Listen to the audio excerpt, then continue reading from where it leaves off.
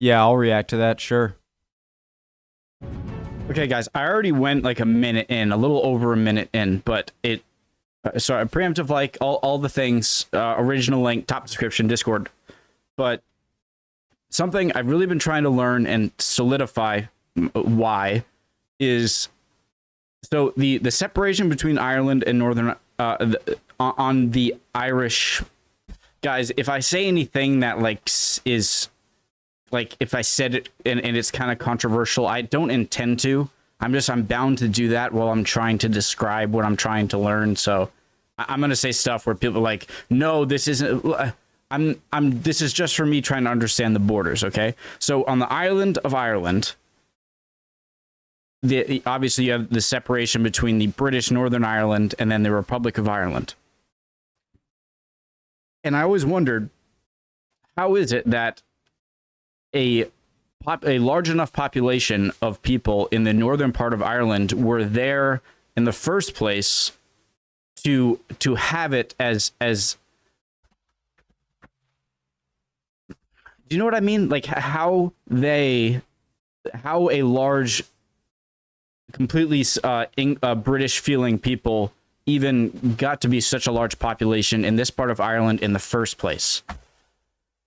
That's I think I said it there way too long, but so I rewound it. And so I'm going through it again just to make sure I'm getting this. There are two traditions in Northern Ireland. There are two main religious denominations, but there is only one true moral denomination, and it wants peace. David Trimble.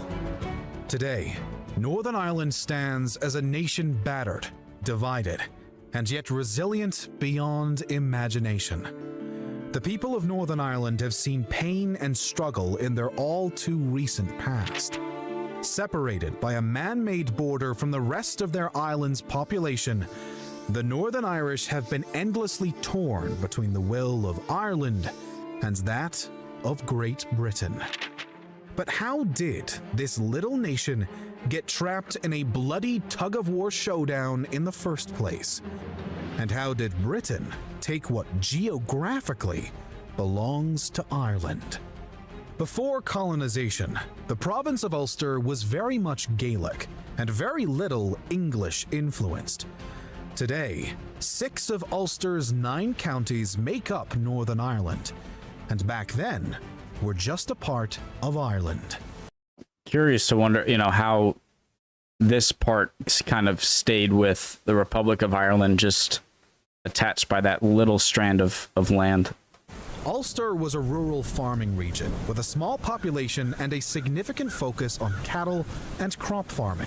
When the English conquest of Ireland began under the watchful eye of Henry VIII in the mid-16th century, Ulster was initially left mostly unbothered.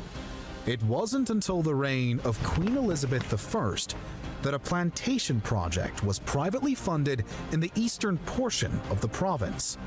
This brought the plantation's leaders, Walter Devereux and Thomas Smith, into direct and rather violent conflicts with the Gaelic kingdom of Clandeboy, and ultimately led to a failed colonization attempt. Okay. So Henry the VIII was kind of the first to go in, but didn't have that much impact. And then Elizabeth I went in and did the plantation system. So because what is now considered Ulster was full of mainly farming area already, that it became contentious land right away when this scenario started. Am I getting it? And plantation's leaders, Walter Devereux and Thomas Smith, into direct and rather violent conflicts with the Gaelic kingdom of Clandeboy, and ultimately led to a failed colonization attempt. The aftermath of this failure plunged late 16th century Ireland into a decade-long war against the invading English. The Gaelic lords of Ulster saw a particular need to defend their lands and push back against the Tudor conquest that had already spread through more southern parts of the nation. Hugh and Hugh. Between the likes of Hugh O'Neill, Hugh Maguire, and Hugh Roe O'Donnell fought alongside Spaniard allies and against the English in what would seem be multiple Irish victories, but would eventually result in a technical English triumph with the Treaty of Mellifont in 1603. The agreement was considered to be generous, yet it was clear that the Irish lords hadn't quite won. Loyalty to the English crown was required. Laws in Ulster were now to become anglicized, and English was intended to be made an official language. The lords still held 255. I need to make sure I'm getting this. Go, click forward if you want. But so Ulster laws in Ulster were now to become anglicized. So why Ulster and not the areas down here? Is it because what I said before, that this territory where they were kind of fighting over here, or with rebels, or whatever you want to call them, people who were already there, which failed, and then these guys. So that's my question. Why the focus on Ulster immediately and not the other parts of Ireland? And is it because it was just good farmland? Technical English words. Law made an official language. The lords still held some of their lands, but they were far from satisfied with the English now breathing down their necks. Thus, only a few years after the bloodshed was halted, O'Neill and his allies were off to recruit more Spanish friends for their dream of a new rebellion. This became known as the Flight of the Earls, maybe because the men never returned to Ireland. In response to the Northern Irish opposition, the new King of England, King James of Scotland, declared the Earls who had left to be traitors to the crown, and thus no longer had a legitimate claim to their titles or lands. This, whether proper or not, threw the doors wide open for a new attempts to colonize the rebellious Ulster. What the hell just happened? O'Neill and his allies were off to recruit more Spanish friends for their dream of O'Neill and his allies. Okay, so they were just like, peace out, but then response to the Northern Irish, known as the Flight of the Earls, maybe because the men never returned to Ireland. Okay, but how does that make any sense? In response to the Northern Irish opposition, the new King of England, King... How does that make sense? What were they running from? They had just signed the thing that, wasn't awesome, but they didn't seem to be in any danger or anything. Why did they leave? Anyone? And then why is James the Sixth? James of Scotland declared the Earls who had left to be traitors to the crown, and thus no longer had a legitimate claim to their titles or lands. This, whether proper or not, threw the doors wide open for a new attempts to colonize the rebellious Ulster. Something doesn't make sense here. So was that like a trick, or? After a brief revolt led by Sir Cahir O'Doherty in 1608, the English were determined to plan a bigger, better, and more successful plantation that would allow them to fully take charge of the North. Two men in particular would play a huge role in developing the framework for this scheme: Arthur Chichester and John Davies, Lord Deputy of Ireland and Attorney General for Ireland respectively. Both men had the ultimate goal of eradicating the native Irish from the lands they wished to build their plantations upon. The idea, in the eyes of these Englishmen, was that the Irish people of Ulster were uncivilized, and the land itself underpopulated. They also felt an entitlement to it, of course, and for all of these reasons, they brought their plan to the king. King James, a Scottish king first, knew that he would have to tread carefully if he were to approve such a proposition. He had already left some Scots alienated after moving his court to London upon becoming King of England. And if he were to approve this plantation scheme, he would just look like a standard English alone, his people back in Scotland could start to act on their disapproval. Still, there could be seen great benefit in allowing the plantation to be created. James, despite being the Scottish king, found the Scottish Highlanders to be unfortunately problematic due to their Gaelic culture and differing identity and way of life from the Anglicized regions and England itself. This guy. Ulster was similar to the Highlands in this way, and James felt that Gaelic culture and identity in its entirety needed to be dealt with.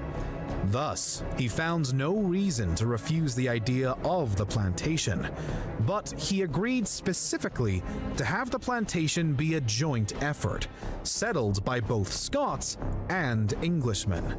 Additionally, this plantation had to be much stronger and less Irish than previous attempts. There could be no risk of losing it in another war. I want to know how did that go? I know the video's only so long, but he seemed to kind of keep giving the middle finger, and then, all right, fine, we'll jointly go, and then it's just like, all right, it's game on. And the colonization of Ulster was now more important for the British than ever after the 9 Years' War. It would be made up of 6 counties within Ulster: Armagh, Cavan, Donegal, Fermanagh, Londonderry, and Tyrone, whilst lands in Antrim and Down would furthermore be privately settled, particularly by Presbyterian Scots. For the official plantations, the entire region was to be confiscated from the native Irish and given instead to British landowners, who agreed to oversee specific lands and tabled, particularly by Presbyterian Scots. For the official plantations, the entire region was to be confiscated from the native Irish and given instead to British landowners, who agreed to oversee specific lands and bring over tenants from both Scotland and England. Okay. So I'm starting to get my question answered. It was an area that already wasn't very densely populated on the island of Ireland, right? To begin with, there wasn't that many people there compared to other parts. It's suitable land for plantations and stuff like that. That's another, you want to get it. And then it was sort of invaded a joint Scottish English invasion under James. All right, this is starting to make a lot more sense, and now they're transferring it from Irish to English ownership. Irishmen were banned from working on the plantations, and a strategic array of garrisons were placed throughout Ulster as an extra precaution in case the Irish rebelled yet again. The remaining natives were then to be moved to a small portion of lands where they could remain for the time being. Guys, that's another thing. Is about it's sort of ingenious and stuff, and like everyone does it, from like knowing that in the future, if whatever conflicts happen in the future or territorial disputes happen in the future, will very much depend depend on the people who live there, right? It's like look at Gibraltar, okay?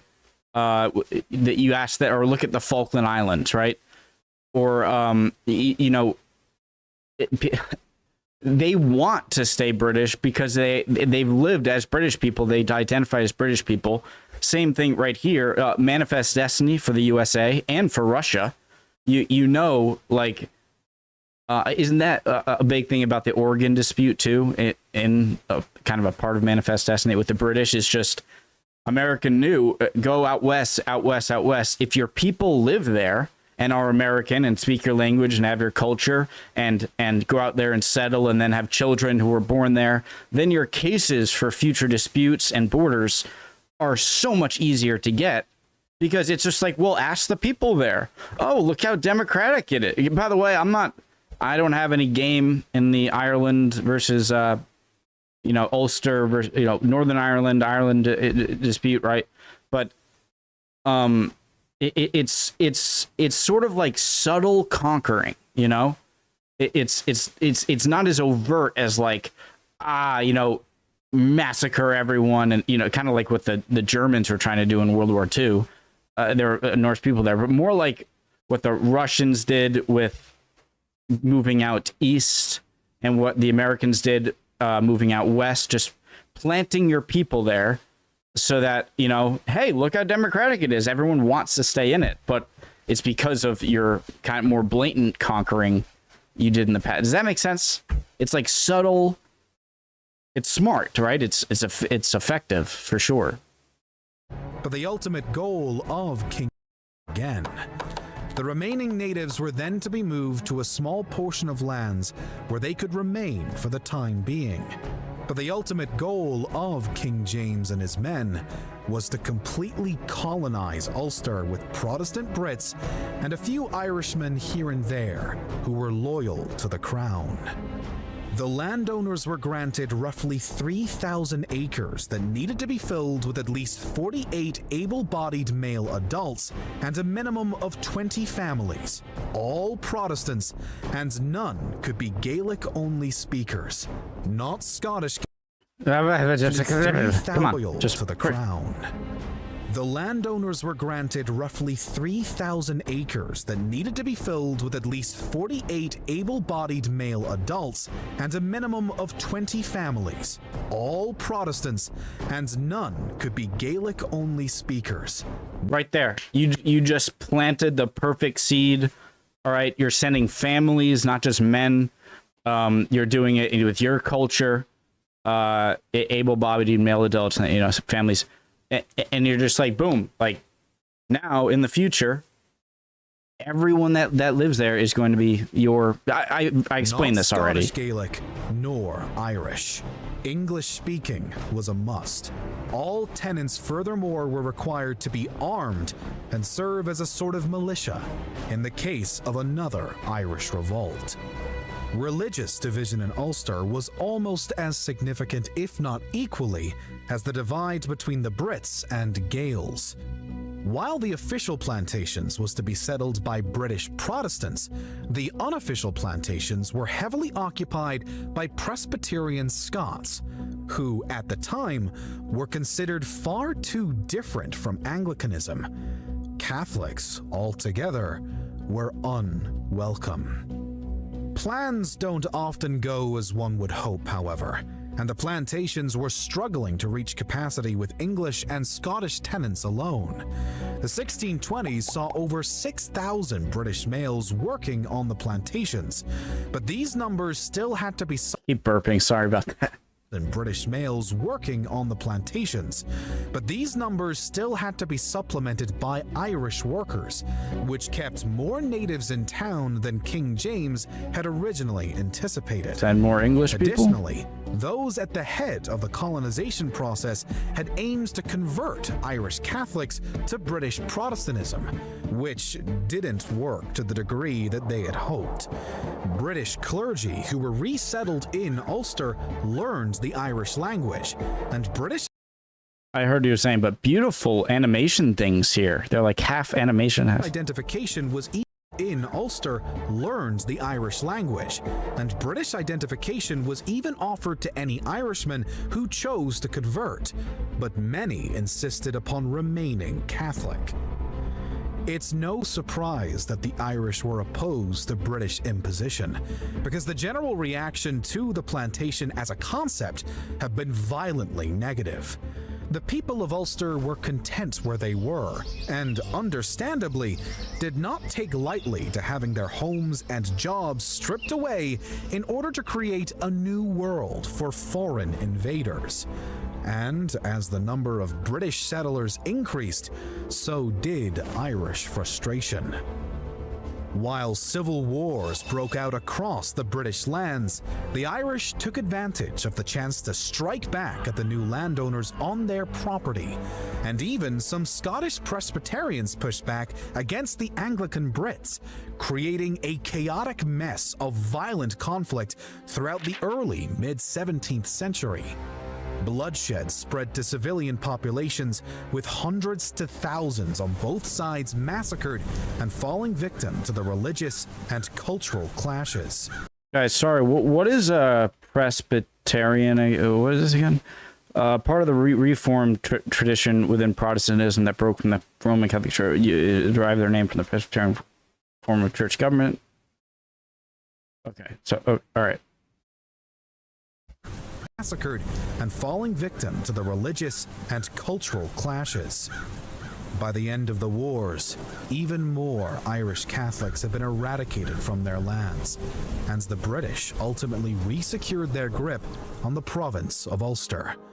Immigration into Northern Ireland from both England and Scotland continued, though many were also now heading for the New World, either from their homelands or from Ulster. Come on. It didn't take long for Scottish Presbyterians to become the majority in the province, and for over 50,000 English settlers to join them.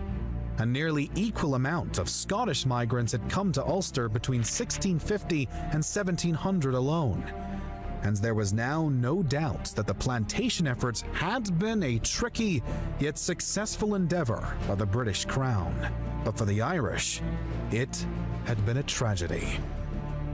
In the 20th century, roughly 300 years after the colonization of Ulster by the Brits, Northern Ireland was officially split on man-made lines from the Republic of Ireland, a decision that would only bring about more conflict and bloodshed.